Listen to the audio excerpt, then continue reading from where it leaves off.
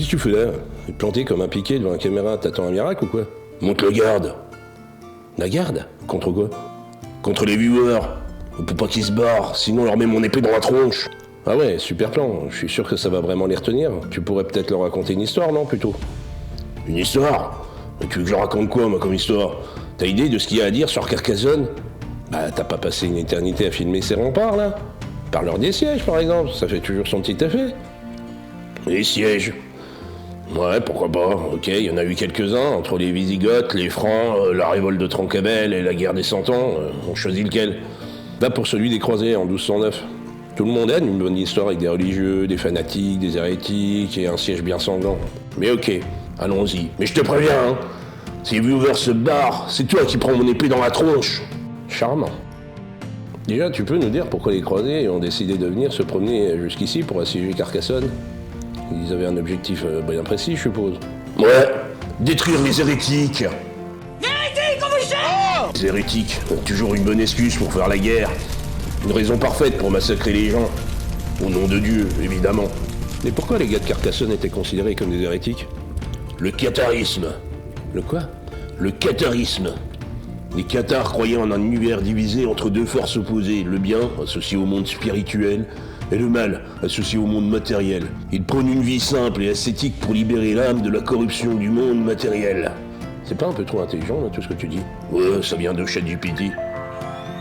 Les cathares étaient pacifistes, et ils rejettent l'idée de la violence, y compris les guerres. Les cathares considéraient aussi l'église catholique comme corrompue, trop riche et obsédée par le pouvoir matériel. Ils avaient pas tort quelque part, hein. Du coup, ça t'étonnera pas si je te dis qu'ils étaient considérés comme des hérétiques. Hérétique, on vous cherche! C'est comme les mecs qui like pas, qui commentent pas et qui partagent pas mes vidéos.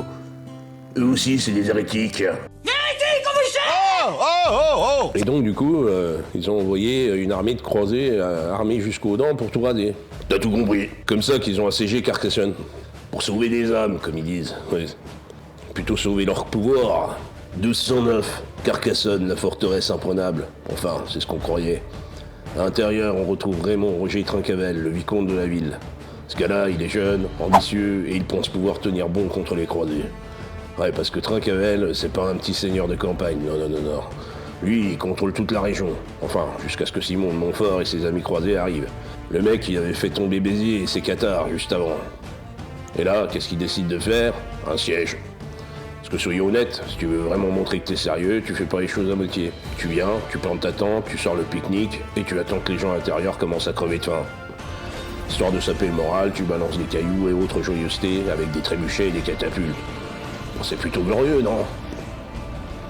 Ah ouais, on est loin de ce qu'on peut contrer dans les films. Et je suppose qu'à Carcassonne, ils ont plus longtemps. Ah ouais? 2 semaines. Les gars étaient pas du tout prêts pour tenir un siège. Trincavel, pour sa part, il tente bien quelques négociations, il envoie des émissaires chez Montfort, mais autant dire que ça n'a pas vraiment marché. Les croisés n'étaient pas là pour parler, ils étaient là pour s'installer. Trincavel finit par se rendre à l'évidence. Ça va pas le faire.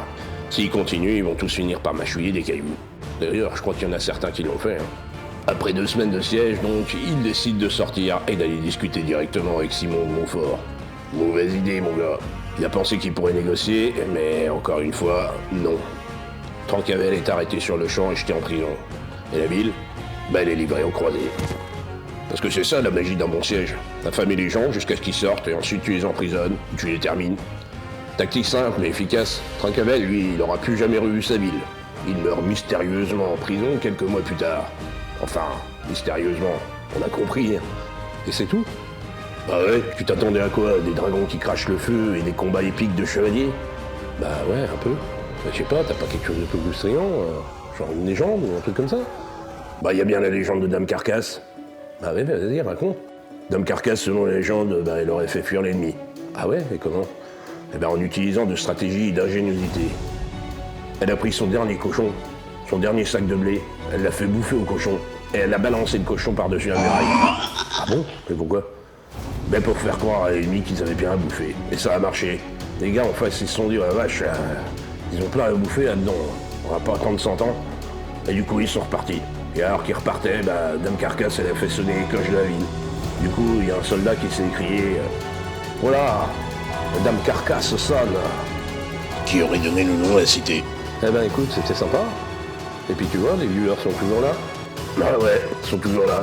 Ou alors ils dorment devant leur écran. Ou ils sont en train de bouffer des cailloux. Ou alors qu'ils attendent la suite. T'as une conclusion? Ouais. Faut pas croire que Carcassonne n'a pas toujours tenu face aux envahisseurs. La place forte a eu ses heures de gloire aussi.